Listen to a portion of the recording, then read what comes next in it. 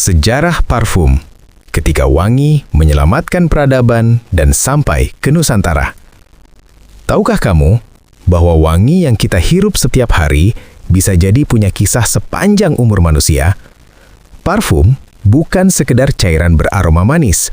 Ia adalah sejarah, sains, spiritualitas, dan perdagangan yang berjalan bersama peradaban manusia selama ribuan tahun. Asal-usul parfum 7000 sebelum Masehi. Dulu, sebelum sabun ditemukan, sebelum manusia mengenal mandi setiap hari, bau tubuh, bau mayat, dan bau alam menjadi masalah besar. Bau dianggap pertanda kutukan, penyakit, atau roh jahat. Lalu, manusia menemukan sesuatu, aroma dari kayu, getah, dan bunga yang dibakar. Asap itu menenangkan, mengusir bau, membawa rasa aman. Dari situlah segalanya dimulai. Kata parfum berasal dari bahasa Latin perfumum, artinya melalui asap. Ya, parfum pertama di dunia bukan cairan, melainkan asap wangi dari api dan dedaunan. Mesir kuno, parfum untuk keabadian. 3000 sampai 1000 sebelum Masehi. Mesir kuno menjadikan parfum sebagai jalan menuju keabadian. Para pendeta membakar dupa di kuil untuk memanggil roh para dewa. Lotus, kayu manis, mir, dan frankincense menjadi bahan utama. Ratu Cleopatra dikenal karena parfum khasnya. Konon, kapal kerajaannya sudah tercium wangi bahkan sebelum terlihat di cakrawala. Namun parfum di Mesir bukan sekedar keindahan. Ia digunakan untuk mengawetkan jasad para Firaun. Tubuh dimandikan minyak wangi agar tidak membusuk. Mereka percaya, aroma suci akan menuntun roh menuju keabadian. Penemu parfum tertulis, Taputi Bela Tekalim, 1200 sebelum Masehi. Di Babilonia, sejarah mencatat nama Taputi Bela Tekalim, seorang perempuan ahli kimia di istana kerajaan. Ia menciptakan parfum dari bunga, resin, dan minyak, serta mencatat prosesnya di tablet tanah liat. Inilah catatan parfum tertua di dunia. Sebuah fakta penting, ilmu parfum modern berawal dari tangan seorang perempuan. Dunia Islam, ilmu dan keharuman, abad 7 sampai 11 Masehi. Ketika Eropa masih gelap dan kotor, dunia Islam sedang berada di puncak peradaban. Dalam Islam, kebersihan dan wewangian adalah bagian dari ibadah. Rasulullah SAW bersabda, "Dijadikanku mencintai dari dunia kalian, wanita, wewangian, dan penyejuk mataku ada pada solat." Hadis An-Nasai. Dari sinilah lahir ilmuwan besar, Ibnu Sina atau Avicenna. Ia menemukan teknik destilasi uap, memisahkan minyak wangi dari bunga dengan air panas. Dari tangannya lahir air mawar, fondasi semua parfum modern. Melalui pedagang muslim, parfum menyebar ke Andalusia, Eropa, Afrika, dan menuju Asia Tenggara. Parfum masuk ke Nusantara abad 7 sampai 15 Masehi. Tahukah kamu, Nusantara adalah tanah aroma jauh sebelum parfum modern dikenal.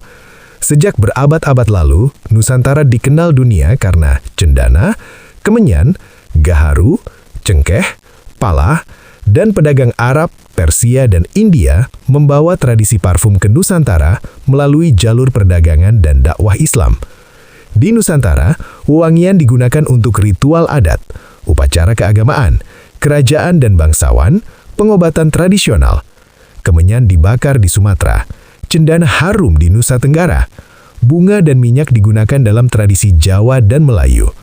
Parfum di Nusantara bukan simbol gaya, melainkan kesakralan, penghormatan, dan spiritualitas. Eropa abad pertengahan, parfum melawan kematian. Sementara itu di Eropa abad ke-14, wabah pes melanda, jutaan orang meninggal.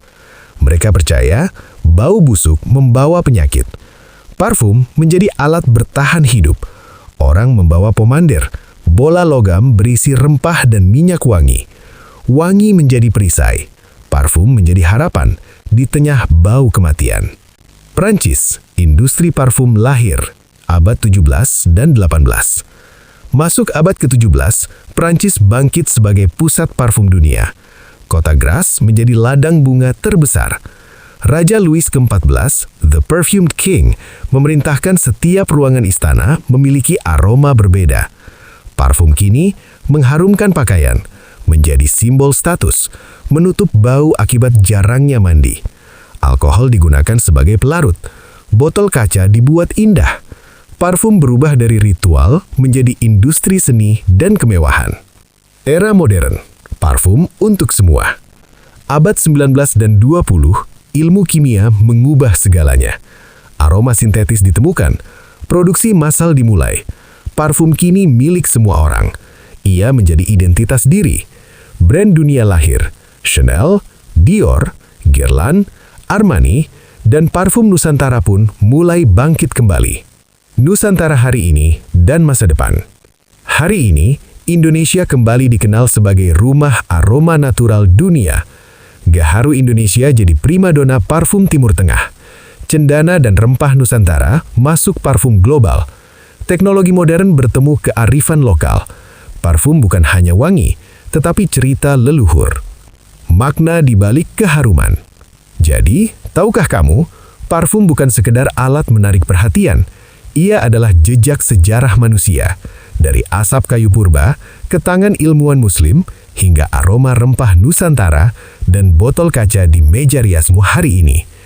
Parfum adalah kisah manusia yang ingin hidup bersih, suci, dan indah, dari asap ritual hingga harum Nusantara.